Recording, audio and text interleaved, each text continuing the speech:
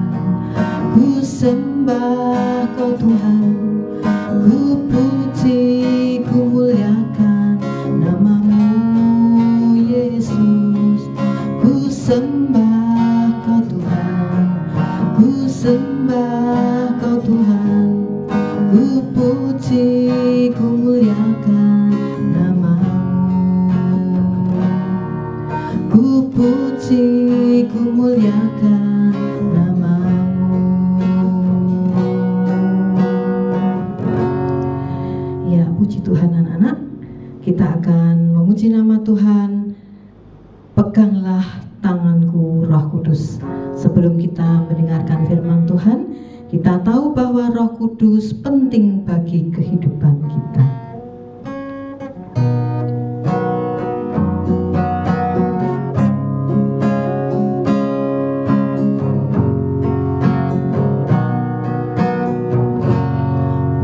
Peganglah tanganku, Roh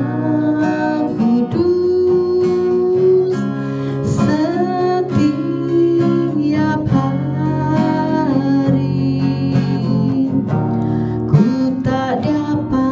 Jalan sendiri tanpa Roh-Mu. Bawalah diriku kepada segala kebenaran, agar ku tidak mengikuti jalan-Mu.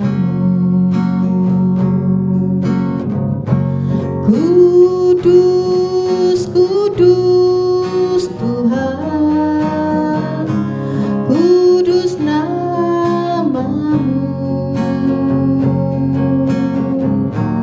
Ku beri syukur dalam simfoni indah. Ajaib, ajaib Tuhan, ajaib nama-Mu.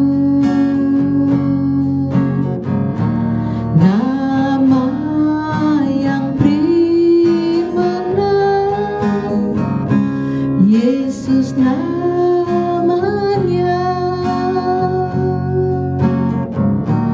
Nama yang beri menang, Yesus namanya.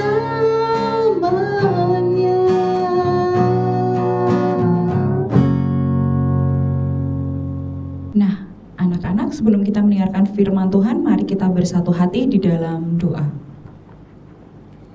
Tuhan Allah Bapa kami yang bertahta di kerajaan surga, terima kasih Tuhan untuk pagi hari ini Engkau kembali mengumpulkan kami bersama untuk kami memulai renungan secara online. Tuhan, kiranya Engkau buka hati kami, Engkau siapkan hati kami agar kami siap mampu menerima taburan firman-Mu di dalam hidup kami. Terima kasih Tuhan, haleluya, amin. Nah anak-anak, sebelum kita mendengarkan firman Tuhan, disiapkan dulu Alkitabnya. Kita akan baca bersama-sama dari Lukas 11 ayatnya yang ke-13. Lukas 11 ayat yang ke-13. Kita akan baca secara bersama-sama. Sudah ketemu ya?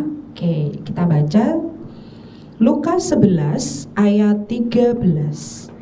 Ia akan memberikan Roh Kudus kepada mereka yang meminta kepadanya. Kita ulang sekali lagi. Lukas 11 ayat 13. Ia akan memberikan Roh Kudus kepada mereka yang memintanya. Oke, misalnya akan ceritakan satu cerita tentang seorang anak yang bernama Kakak. Nah, kakak ini akan tampil di suatu acara dan dia ditugaskan untuk menyanyi. Ini adalah kali pertamanya kakak tampil di atas panggung bernyanyi dilihat oleh banyak orang. Nah, tentu kakak merasakan gugup, takut, grogi. Nanti bisa nggak ya aku mempersembahkan suara yang bagus yang didengarkan banyak orang. Nah, sebelum Kiki naik panggung itu dia sudah mulai ketakutan, takut, basah oleh keringat, ya gugup. Nah, mama dari jauh melihat, kemudian dia mendekati kakak dan bilang, "Nak, ayo, kamu pasti bisa bernyanyi dengan baik seperti waktu kamu latihan kemarin itu. Tapi kamu jangan lupa berdoa ya, berdoa minta untuk supaya kamu diberikan kekuatan, berani, sehingga kamu bisa memberikan yang terbaik." Nah, kemudian kakak mengikuti saran mama. Kakak berdoa di dalam hati bilang, "Tuhan, sebentar lagi aku mau bernyanyi di atas panggung. Aku berdoa, aku meminta supaya aku diberikan keberanian." Nah, ketika kakak selesai berdoa dalam hati, kakak mulai tenang.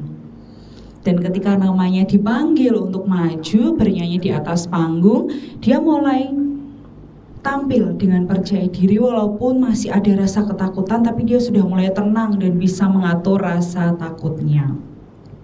Nah, anak-anak, sama seperti dalam kitab Rasul Paulus, kalau kita membaca di situ, Roh Kudus itu memiliki peran yang sangat penting dalam pekabaran Injil. Setelah murid-murid itu dibaptis oleh Tuhan Yesus, mereka mulai dipenuhi dengan Roh Kudus, sehingga para murid-murid yang awalnya takut untuk bersaksi tentang firman Tuhan, akhirnya menjadi berani dalam memberitakan firman Tuhan.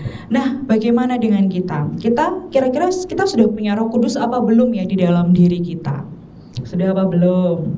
Kira-kira kita bisa mendapatkan itu enggak ya? Lah, tadi kita sudah baca dalam Lukas 11 ayat yang ke-13. Ia akan memberikan Roh Kudus kepada mereka yang meminta kepadanya. Jadi bagaimana caranya kita memperoleh Roh Kudus supaya kita berani dalam kita memberitakan firman Tuhan? Kita harus memintanya di dalam doa. Nah, adik-adik, Roh Kudus itu fungsinya apa sih di dalam kehidupan kita? Selain dia sumber kekuatan, memberikan kita keberanian, memberikan kita kekuatan, hikmat, dan untuk menghibur kita dikala kita sedih, dikala kita susah ataupun senang, Roh Kudus hadir di dalam hidup kita. Jadi kita harus meminta, jangan hanya berdiam diri. Supaya apa tadi? Kita lebih berani, lebih kuat dalam memberitakan firman Tuhan, dalam menjalani hidup kita, hari-hari kita ke depannya. Oke, saatnya kita bersatu hati lagi di dalam doa. Tuhan Allah Bapa kami yang bertata di kerajaan surga, terima kasih untuk firman yang baru saja Engkau perdengarkan dari firman-Mu ini Tuhan. Kiranya melalui firman-Mu ini Engkau ajari kami untuk kami berdoa, meminta Roh Kudus-Mu turun di dalam hidup kami untuk menjadi sumber kekuatan, sumber penghiburan, sumber keberanian kami dalam kami menjalani hidup kami ke depannya. Terima kasih Tuhan, dan kami juga ingin berdoa untuk papa mama kami yang bekerja, yang saat ini masih bekerja. Kiranya Engkau berkati, kiranya Engkau lindungi, jagai dan sertai ya Tuhan, dan juga berikan kami kesehatan selalu supaya kami bisa tetap kuat, tetap sehat, dan bisa belajar dengan baik. Terima kasih Tuhan. Haleluya. Amin.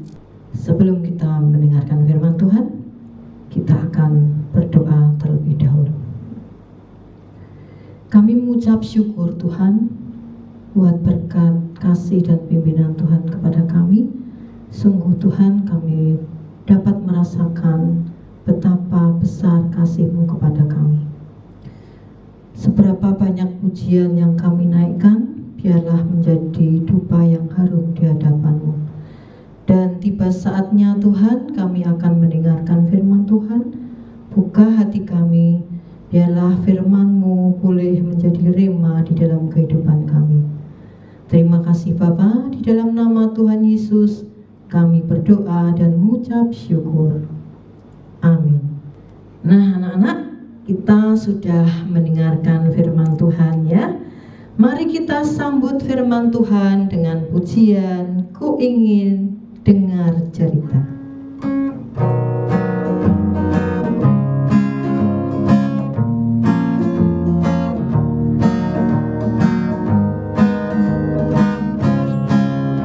Ku ingin dengar cerita tentang perbuatan Allah. Biarlah cerita itu tetap tinggal dalam hatiku sampai selama-lamanya. Ku ingin dengar cerita tentang perbuatan Allah. Biarlah cerita itu tetap tinggal dalam hatiku sampai selama-lamanya. Sampai selama-lamanya.